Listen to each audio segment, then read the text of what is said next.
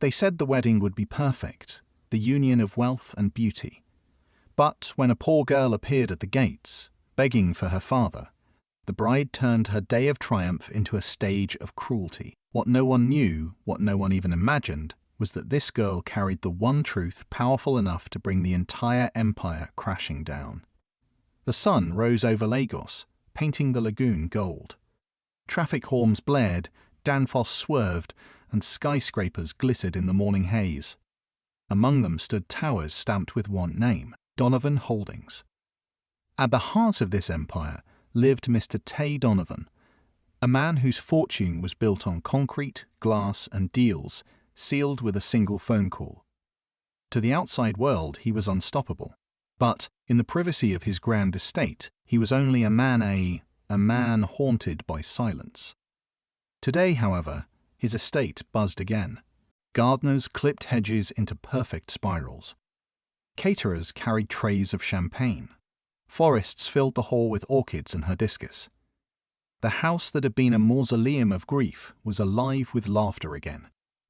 For Lagos high society, it was the wedding of the year, and at its centre stood Clara Bello, a woman whose beauty was matched only by her ambition. Clara had dreamed of this day. In a silk robe, surrounded by bridesmaids and makeup artists, she gazed at her reflection in the mirror. Diamonds glittered on her wrist, but it was her smile that gleamed brightest. To her, this wedding was not about love. It was victory. Years of planning, careful charm, and whispered promises had brought her here. She would soon be Mrs. Donovan, the queen of an empire, and with Tay's only heir long gone, every tower, every dollar, every share would flow through her veins. Her cousin Kemi, adjusting her veil, whispered, "You've won, Clara. No one can stop you now." Clara's smile sharpened. No one, she thought. But there was one shadow Clara could never fully escape. Aisha, Tay's late wife.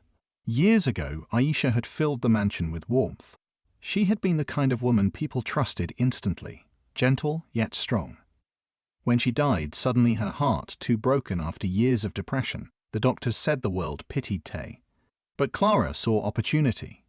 What neither she nor Tay expected was that Aisha had left behind a secret. Hidden in a locked drawer was an adoption paper, bearing the name of a baby girl she had brought home from an orphanage. A child Tay had agreed to raise, though only Aisha knew the full details. That girl was Zara. After Aisha's death, Clara ensured the document disappeared. With Aisha gone and the child lost, Clara stepped into the grieving man's life with perfect timing. Far away, in the underbelly of Lagos, Zara grew into a survivor. 18 now, she bore the look of someone aged by hunger and hardship. Her cheeks were hollow, her clothes threadbare, her sandals barely held together by rope. But her eyes held fire. Memories flickered like broken film reels, a woman's warm hands stroking her hair. The jingle of a silver bracelet engraved AD, a garden date painted white, a man's booming laugh that made her feel safe. These fragments were all she had. For years, she begged at bus stops, scavenged behind markets, and curled up in unfinished buildings for shelter. She learned to measure people's hearts by their eyes, who might toss a coin, who might spit instead. Yet, through it all, a quiet voice in her soul whispered, "You were meant for more." One blistering afternoon, Zara staggered through a crowded market in Mushin, her stomach empty, her throat dry. She lifted her cracked bowl, whispering, "Anything, please. God bless you." Most passed her by. Some tossed insults.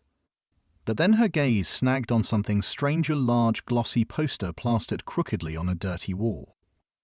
Her eyes widened. It showed a tall, distinguished man in a fine suit, his hair streaked with grey, standing proudly beside a radiant woman in white. The headline read, "The Wedding of Mr. Tay Donovan and Clara Bello, Palm Grove Resort, Saturday, 2 p.m. The world tilted. The man's eyes, yes. Older now, but the same. The same deep kindness from her memories, the same warmth she had dreamed of. The laughter she still heard in her sleep belonged to him. Her breath caught. Her knees shook. She whispered a word that felt both foreign and familiar. Daddy Zara clutched the poster, ignoring the jeers of market women who hissed, "Mad girl." She pressed the paper to her chest like scripture. Palm Grove Resort. Saturday. 2 days. 100 kilometers. Her mind screamed impossible. Her body was weak. Yet her heart blazed with one truth. She had to go. That night, she prayed under the awning of a locked shop. God, if this man is truly mine, let me reach him, let him see me. And then, with the dawn, she began to walk. The journey was brutal. The sun scorched her back. The tar burned her feet. Lorries thundered past, horns blaring. She begged at roadside stalls. An old woman gave her half a loaf of bread. A truck driver handed her a bottle of water. A child slipped her 2 bananas with a shy smile. At night, she slept curled up in abandoned sheds or beneath trees, clutching the poster so tightly it wrinkled and tore. When exhaustion clawed at her bones, she whispered her memories aloud like a spell. White gate, silver bracelet, Daddy's laugh. And each time, strength returned. By the wedding morning, Zara's body was broken. Her slippers had disintegrated. Her feet were blistered and bleeding. Dust streaked her face, but her eyes still shone. Then, like a dream, she saw at the towering gates of Palm Grove Resort, shimmering against manicured lawns and fountains that sparkled like diamonds. She stumbled forward, heart pounding. 2 guards in starched uniforms stepped out, muscles taut. "Hey, stop there!" one barked, eyes narrowing. Zara lifted the crumpled poster with trembling hands. "Please, this man. He's my father. Let me see him." The guards exchanged looks, then burst into laughter. "Your father? Mr. Donovan?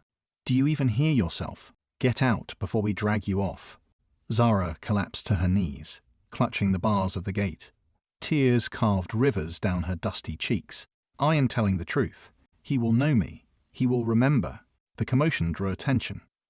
Guests in sleek cars slowed to watch. Phones discreetly recorded. Whispers spread like wildfire. And then, from the resort's main hall, she appeared. Clara Bello, glowing in her designer gown, her entourage trailing behind like satellites orbiting the sun. Her face, moments ago radiant with triumph, twisted in fury. "What is this filth?" she hissed, heels clicking against the stone. "Who let this beggar stain my wedding day?" The guards straightened, waiting for her command. Zara, trembling, lifted her tear-streaked face. Her voice cracked, a whisper almost lost in the wind. "Please, I just want my father."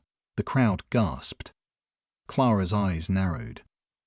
The story had only just begun. She came for love. Instead, she was met with laughter, cruelty, and humiliation so public it could have broken her spirit forever. But what no one realized was that the very girl they mocked was about to shake the wedding. Clara stood at the gates of Palm Grove, her gown glimmering in the sun like spun diamonds. Around her, bridesmaids fanned her veil, photographers clicked frantically, and curious guests leaned out of car windows. But Clara saw only Zara, kneeling in the dust like a beggar, clutching a torn poster. "What is this disgrace?" Clara's voice was sharp enough to cut glass. "Who let this rat crawl into my wedding?" The guards stiffened. One grabbed Zara by the arm, jerking her upright. The other sneered. "She says, Mr. Donovan is her father." A ripple of laughter spread through the small crowd. Some shook their heads. Others whispered eagerly, already recording on their phones. Clara's face twisted into a mocking smile. "Your father? My fiancé? Oh, this is rich. You think you can crawl out of the gutter and scam your way into a billionaire's life?" Zara shook her head weakly, voice breaking. "No, I remember him. I remember the garden, the gate, the bracelet." Clara cut her off with a sharp laugh that made the onlookers wince. "Look at her, filthy rags, bleeding feet, lies dripping from her mouth. You are nothing but trash." Clara snatched the poster from Zara's trembling hands and waved it in the air. This is your proof? A stolen poster? Pathetic." She let it flutter to the ground and ground her stiletto heel into it. The paper tore under her weight. Zara reached for it desperately, but one of the guards shoved her back to her knees. Laughter bubbled from Clara's bridesmaids. Guests leaned closer, phones raised higher. A young boy in the crowd whispered to his mother, "Mama, why is the bride so angry?"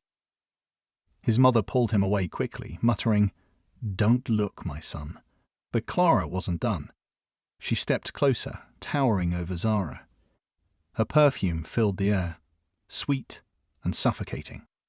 "Listen carefully, beggar. This is my day, my wedding, and I will not let a street rat spoil it. Guards make her disappear." The guards hesitated. Even for them, the command was harsh. But Clara's glare left no room for refusal. One guard yanked Zara up by the hair. The other pulled at her tattered dress, ripping the fabric at the seams. Zara cried out in pain, clutching at herself as the crowd gasped. Zara's voice cracked with desperation. "Please, someone help me. I just want my father." Her cry pierced the air, raw and unfiltered. Some guests shifted uncomfortably. A few lowered their phones. But no one stepped forward.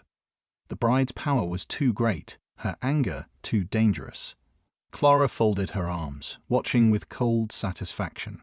"Let everyone see what happens to liars who dare insult me."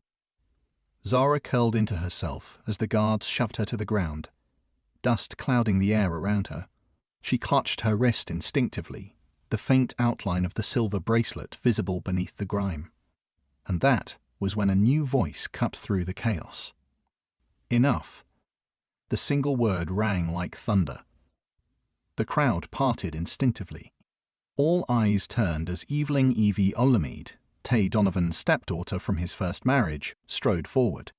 Tall, elegant, dressed in a tailored navy suit, Evie was the embodiment of quiet power.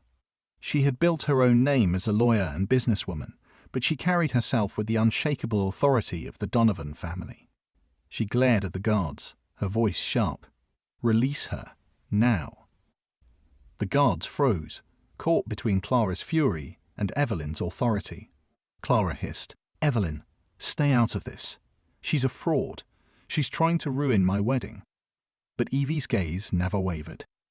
Slowly, the guards released Zara, who crumpled to the ground, clutching her torn dress. Evie knelt beside Zara, ignoring the dust that clung to her suit. She gently lifted Zara's ryestand, her breath caught. There, half hidden by dirt and scars, was a delicate silver bracelet, engraved with the initials A.D. Evie's mind flashed back to her stepmother, Aisha, pressing the bracelet into a baby girl's tiny hand. "This is hers," Aisha had whispered back then. A reminder that she is loved. Evie's voice trembled now as she whispered, "Zara?" Zara blinked through her tears, confused. You know me?" Evie's eyes filled with tears. "Yes. My God, it's you. I thought you were gone." Gasps rippled through the crowd. Whispers turned to shock. Some phones stopped recording as guests exchanged stunned looks. Clara's face drained of color. For the first time, fear flickered in her eyes. But Clara recovered quickly, forcing a laugh. "This is ridiculous." "Evelyn, you're being fooled by a beggar's trick. Anyone can wear a bracelet. She probably stole it." Evie rose to her full height, her voice icy. "No one stole this. I saw Aisha give it to her myself, and I will not let you destroy her, Clara." The tension crackled like lightning. The crowd held its breath, waiting for the explosion. And then, as if summoned by the silence, a deep, commanding voice rolled over them all. "What is happening here?" Every head turned. Mr. Tay Donovan himself strode into view, his black suit perfectly tailored, his presence magnetic. His brows furrowed as he took in the scene. His furious fiancée, his resolute stepdaughter, the terrified guards, and the broken girl huddled in the dust. "Clara," he demanded, "explain yourself." Clara stammered, her usual poise crumbling. "Darling, it's nothing. Just a street urchin causing a scene." But Tay's gaze had already shifted. He saw the girl. He saw her bruises, her bleeding feet, her tear-streaked face. And then his eyes locked on hers. Time stopped. Those eyes. He knew them. They were the same eyes from the photograph he still kept in his wallet. The same eyes he thought he had buried with his wife's memory. His voice broke, a whisper torn from the depths of his soul. Zara? The crowd erupted in shocked whispers. Clara froze, mouth open, unable to speak. Evie's eyes shone with vindication. Zara, trembling, lifted her face. Her lips quivered, her voice fragile yet certain. Daddy? Gasps tore through the guests like a wave. Phones dropped. Some women clutched their pearls. The guards stepped back, suddenly ashamed. Tay staggered forward, his hand shaking.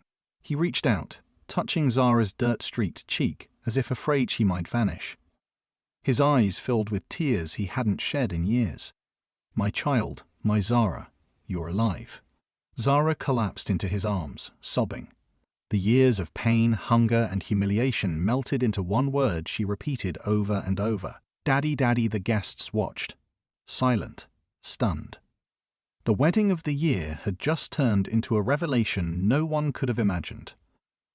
Clara's perfect day lay in ruins. Her carefully built image cracked like glass. But behind her panic, something darker flickered, a desperate resolve not to lose everything she had clawed to gain. She clenched her fists, her eyes narrowing on Zara. This was not over. They thought the wedding was over, but the truth was only beginning to surface. Secrets darker than anyone imagined were about to be exposed. Stay with us for the rest of the story, and don't forget to subscribe if you believe the truth should always come to light. They ended a wedding that day, but they awakened something far more dangerous, the truth. And when the truth threatens power, power fights back with lies. Palm Grove's string lights swayed in the afternoon breeze as the wedding of the year dissolved into stunned silence. Photographers put down their cameras. Guests slunk to their cars. Clara, cheeks drained of color, stood frozen at the entrance like a statue that had finally developed a crack. Security escorted the crowd away while Tay Donovan held Zara against his chest, as though the wind itself might steal her. Evie Onamide walked beside them, chin high, a shield against the murmurs, past the orchids, past the champagne flutes that would never be raised. Inside the vestibule, Tay looked at Evie with the helplessness of a father learning how to breathe again. Home, he said simply. Take us home. Evie nodded. Car is ready. Behind them, Clara's perfectly curated life began to fray first at the edges, then all at once. She watched Tay go without a backward glance. Her eyelid twitched. A bridesmaid whispered, "Farah, we can fix this," and instantly regretted speaking. Clara's voice returned in a whisper that cut like ice. No. We bury it. By nightfall, Lagos pulsed with a different kind of electricity. Notifications trilled. Headlines bloomed. Breaking. Ida crushes billionaire's wedding claims to be his daughter. Exclusive video. Mystery girl caught in hotel tryst with older man inside the Donovan scandal. Op-ed. The price of pity. How billionaires get played at the center of the frenzy was Jonas Bello, a publicity arsonist with a blogger's grin and a reporter's Rolodex. He pushed publish and watched the fire spread. The crown jewel of his post, a grainy hotel lobby clip that seemed to show Zara meeting an older, wealthy man, whispering, accepting an envelope. The caption was poison. She's been working this con for months. In the Donovan convoy, Zara's phonoloner from Evie vibrated non-stop. She didn't have to read the words to feel the knife. When the first clip auto-played, she flinched as if slapped. Turn it off, Tay said, voice ragged. Turn it off. Zara swallowed hard. They think I'm lying, she whispered. Again. Evie took the phone, killed the screen, and put it in her own bag. Then we stopped the lie at the root, she said, eyes cold as Riverstone. I'm calling Detective Bayo. By the time they reached the Donovan estate, the staff had lined up at the entrance. The old guard who remembered Aisha's laugh. The gardeners who used to wave at a toddling baby near the hibiscus beds. When Zara stepped out, something wordless rippled through them. Joy. Shock. A prayer answered. Welcome home, miss. Mama Ronke, the longtime housekeeper, managed before covering her face and weeping openly. Zara leaned on Evie's arm to the sitting room. The hush inside the mansion felt not empty but expectant. Tay sat beside her, hands shaking with a father's awe. He looked at Evie. "What happens now?" "First," Evie said, practical to the bone. "We get Zara a doctor, a hot meal, clean clothes, and a locked door." She turned to the chief of security. "Double the perimeter. No one in or out without my say." Then, her phone buzzed. She glanced down. "And then we follow the money. Lees have fingerprints, money leaves footprints, and video if it's fake always leaves a seam." Detective Bayo arrived within the hour, trim in a charcoal suit, the kind of man whose eyes miss nothing. He took one look at Zara's bandaged feet, borrowed sweater, a silver bracelet peeking beneath the cuff, and inclined his head. "Miss, I'm sorry for what you've endured." He and Evie set up in Tay's stud lamps on, legal pads open, the air bright with stubborn purpose. "Two fronts," Bayo said. "Media and money. I'll pull phone records for Jonas Bello. Evie, can your tech team copy every version of that hotel clip before it gets scrubbed?" "Already on it," Evie said, dialing. "Adeze, I need a full forensic pass on a viral video. Source it, hash it, frame by frame. Tell me what it is and what it isn't." Within 20 minutes, backup screens glowed with the hotel footage in stuttering loops. A man in a blazer, a girl with a familiar posture, a white envelope, a handshake that felt rehearsed. Bayo tapped the mouse. Pause. Zoom. See the reflections in the lobby glass. Lighting direction in the subject's face doesn't match the shadow cast behind her. That's not just bad camera work. Evie's lips thinned. Cheap deepfake. Sloppy compositing. Her phone pinged. Adeze. Confirmed synthetic artifacting. GAN ghosting around the jawline. Source base is stock lobby footage from a conference 6 months ago. We'll send deck. Good, Evie said. Now let's find who paid to weaponize it. Bayo leaned back. Jonas won't keep quiet if cornered. He's transactional. We give him a reason to trade. Jonas thought the knock at his door was a delivery. It wasn't. Evie and Bayo stepped inside before he'd finished a sentence. He opened his mouth to bluster, saw the folder in Evie's hand, and blanched. Evie laid out printouts like playing cards. Wire transfer 24 hours before your post, from Marula Impact PR to your offshore account. Shell company recently formed. Registered contact Kemi Bello. Jonas's Adam's apple bobbed. You can't prove the shell belongs to.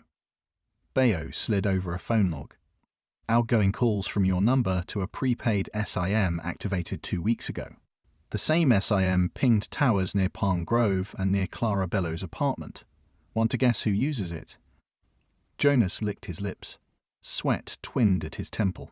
You can't just... Evie tapped her screen, and the hotel video froze on a telling frame. It's fake, Jonas, and the forensic report is already time-stamped. So here are your choices. Her voice was glass-smooth and sharp. Option 1, go down for defamation, cyber fraud, conspiracy. Option 2, give me every text, voice note, routing slip, and middleman, and you will leave here today.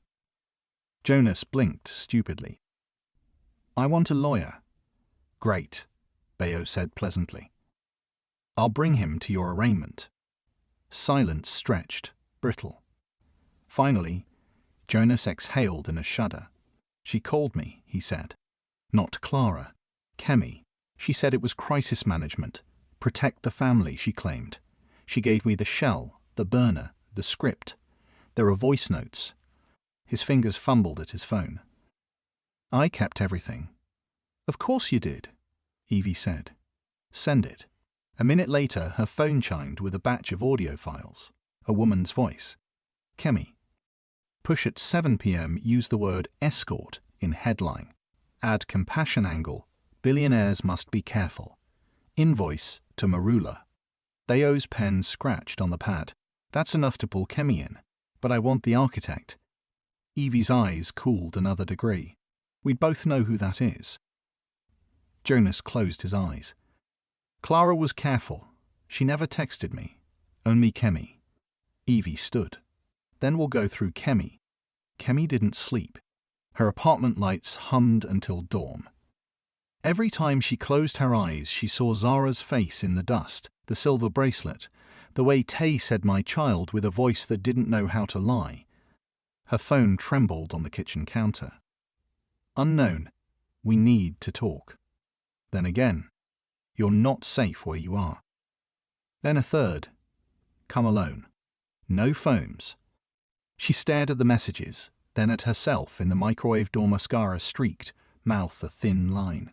She thought of Clara as a child, how Clara learned early that winning was survival. She thought of the promises Clara made. We're family. We'll be rich. You'll never want for anything again. She thought of the tasks she performed for crisis management. The invoices. The burner SIMs. Conscience clawed its way up her throat. When she finally replied, she didn't text Clara. She texted the number Evie had left, just in case. Kemi, I'll talk. But no police. Not yet. Evie, safe location. 1 hour. Come alone. They chose neutrality. A quiet chapel off a busy road. Open doors, fans whirring. Years of whispered prayers soaked into the pews.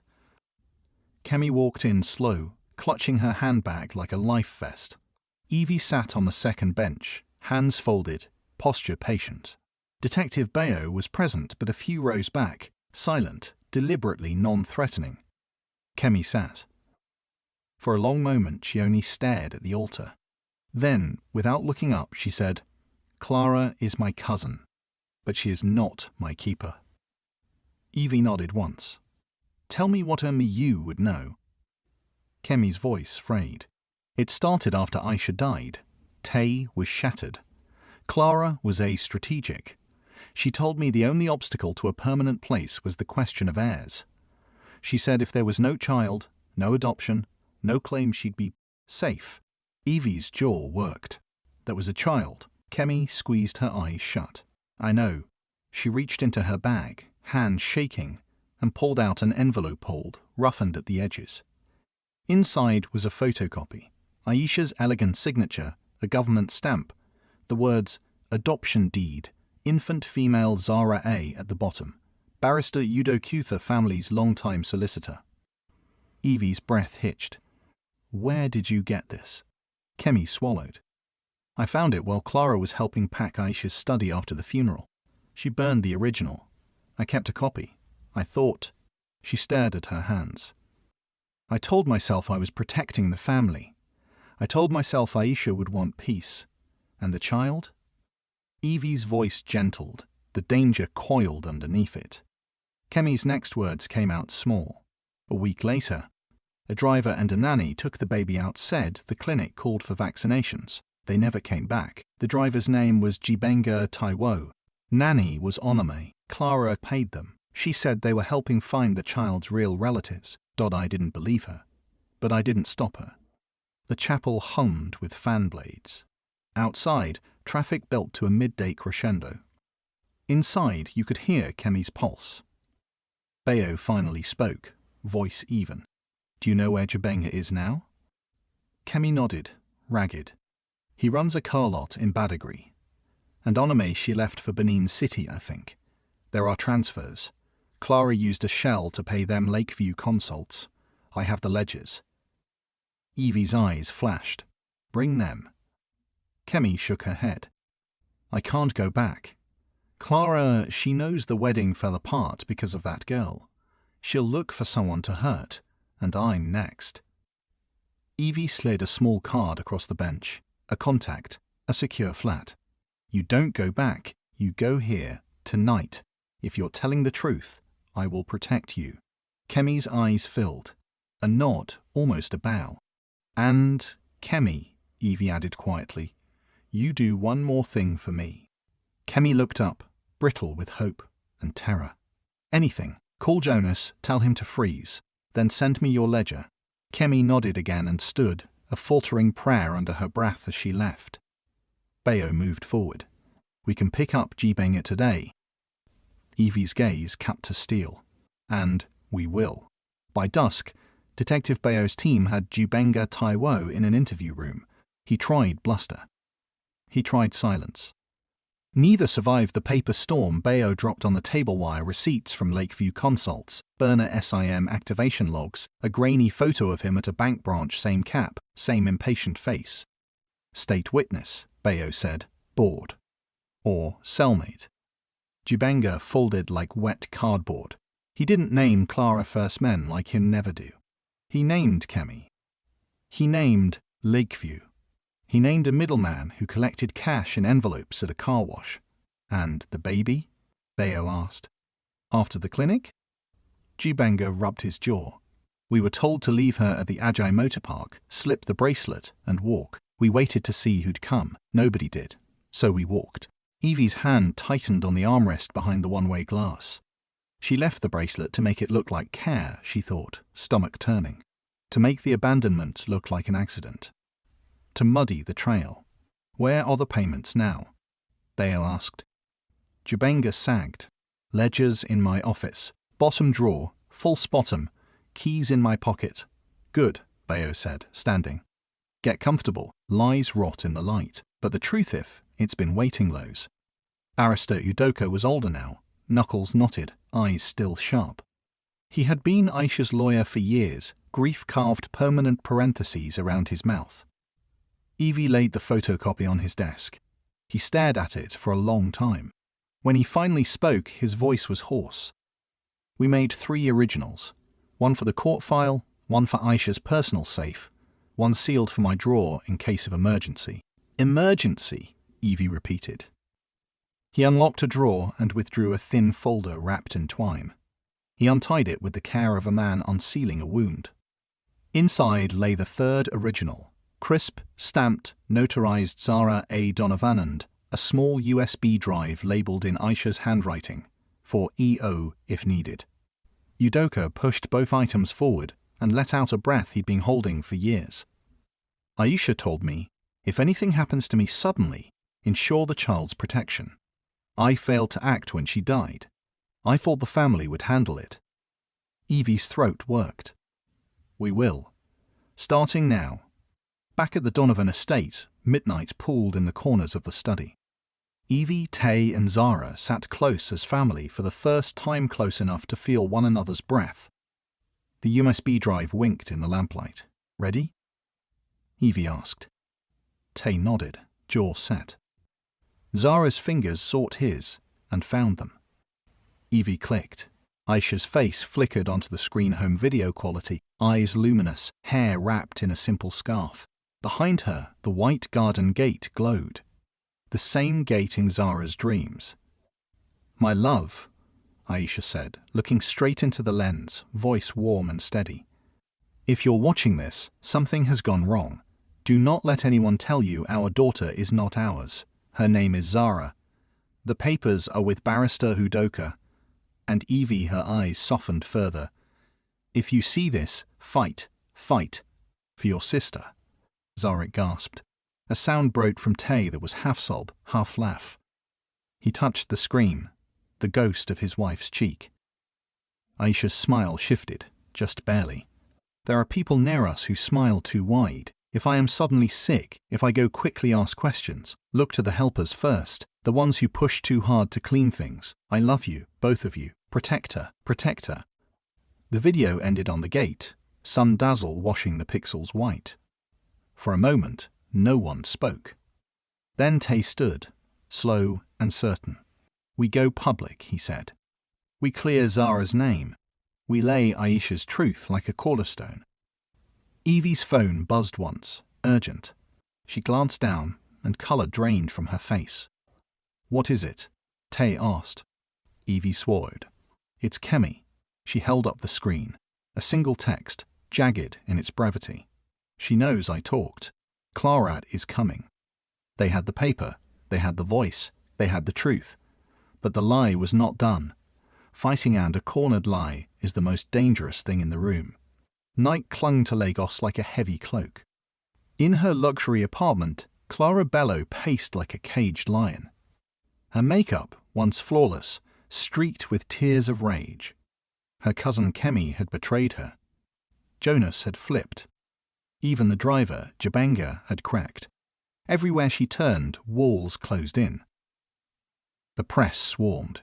Hashtags trended. Hashtag Zara Donovan. Hashtag Heir returns. Hashtag Bride of Deceit. Clara stared at the headlines until her vision blurred. "No!" she hissed. "This is my empire. Mine." She grabbed her phone, dialing furiously. No one answered. Allies had turned ghosts. And then came the pounding at her door. Sharp. Final. Police. The door burst open. Officers streamed in, led by Detective Bayo. Clara froze, eyes wide. "You are under arrest," Bayo said firmly, "for conspiracy, fraud, and obstruction of justice. You have the right to remain silent." Clara tried to laugh, her voice brittle. "Do you know who I am? You can't." But Bayo cut her off, reading the charges. Behind him, cameras flashed. Neighbors peeked out. The Queen of Lagos society, dragged from her penthouse in handcuffs, mascara running down her cheeks. As she was led away, Clara screamed, "This isn't over. I'll ruin her. I'll ruin all of you." But the city had already chosen its side. Weeks later, the courtroom overflowed. Journalists fought for seats. Bloggers live-tweeted every second. Society women clutched pearls. At the defense table, Clara sat diminished, designer dress replaced with plain prison attire. Her eyes darted, searching for allies who no longer existed. On the other side sat Evie, poised in navy silk, her legal team armed with files. Beside her, Tay Donovan held Zara's hand, thumb brushing her knuckles in quiet reassurance. The judge, robed and stern, banged the gavel. Court is in session. One by one the dominoes fell. Jonas Bello confessed on tape, voice shaking, detailing how Kemi and Clara orchestrated the smear campaign. Chibenga Taiwo admitted abandoning Zara at the Aja Motor Park under Clara's orders. Barrister Udoka presented the sealed adoption deed, notarized and binding. The USB video of Aisha played. Her words echoed through the chamber. "Do not let anyone tell you our daughter is not ours. Her name is Zara." Gasps filled the room. Some jurors wiped tears. Even hardened reporters shifted in their seats. Zara, sitting quietly, gripped the silver bracelet at her wrist as if it were armor. When Clara took the stand, her mask shattered. She sobbed. She wailed. She painted herself as a victim of circumstance, a woman desperate for love, desperate for belonging. "I never wanted anyone hurt," she cried, mascara smudging. "I just wanted security. Don't we all deserve security?" But Evie's cross-examination sliced through the act like a blade. "Is security worth a stolen childhood?" she asked coldly. "Is it worth a mother's death? Is it worth burying the truth until it nearly rotted?" Clara had no answers. Her tears, once weapons, now pooled uselessly on the stand. The judge's voice carried like a bell. "Clara Bello, you stand guilty of fraud, conspiracy, and the unlawful disappearance of a child. This court sentences you to 20 years imprisonment without parole." The gavel struck. Cameras clicked. Reporters rushed to file breaking news. Clara collapsed into her chair, facing her hands, as guards pulled her away. The Donovan family didn't celebrate. They sat in silence, tears of relief streaming, the weight of years finally lifting. After court adjourned, reporters crowded outside.